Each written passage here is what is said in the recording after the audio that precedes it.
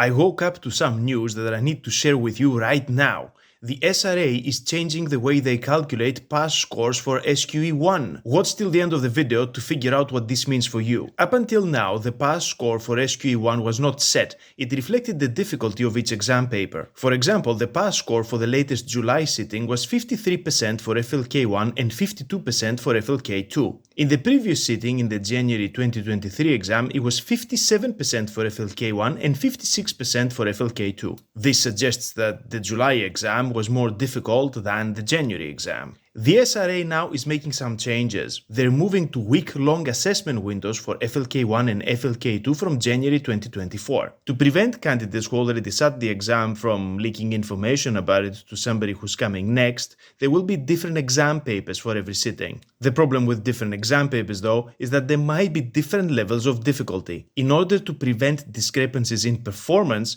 because of the nature of the exam paper, the SRA is changing the way they calculate the pass scores. Now wait for this, there will be a preset pass score for SQE1 at 60%. I know that it sounds like the exam is becoming more difficult, but let me explain. Candidates still have to answer 180 questions for each FLK. The number they get from the questions that they answer correctly will produce a raw score. The SRA will then assess the difficulty of each exam paper in relation to each other in the same sitting and in relation to the previous sittings. They will devise then a formula that is relative to each exam paper's level of difficulty. Using this formula will then produce a scaled score for each candidate. Candidates will be given the raw score, how many questions they got correctly, but they will also be given the scaled score, which marks out of 500.